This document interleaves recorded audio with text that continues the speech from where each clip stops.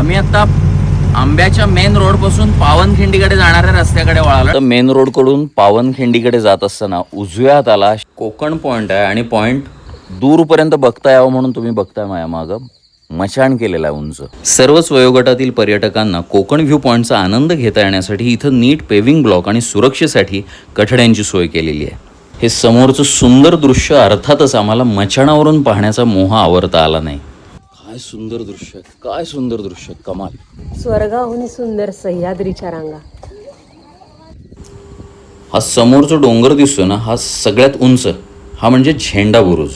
तर आम्हाला निलेश दादांकडनं माहिती मिळाली, महाराष्ट्राची मोजणी तिथून सुरू झाली आहे. तर त्याबद्दलची माहिती आपण त्या निलेश दादांकडनंच घेऊयात खाली उतरल्यावर. एका ब्रिटिश शास्त्रज्ञांनी इथून आपल्या महाराष्ट्राच्या मोजणीला जी सुरुवात केली तो हा बुरुज, हा झेंडा बुरुज. इथून 5 जिल्ह्यांच्या पहिल्या हद्दी फिक्स केल्या. कोल्हापूर, सांगली, सातारा, सिंधुदुर्ग, रत्नागिरी अशा 5 जिल्ह्यांच्या हद्दी फिक्स केल्या आणि तिथून आपल्या महाराष्ट्राच्या मोजणीला सुरुवात झाली.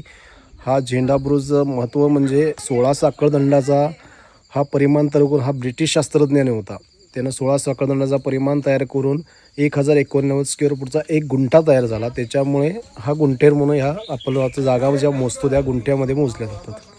ओके, थँक्यू दादा. ओके.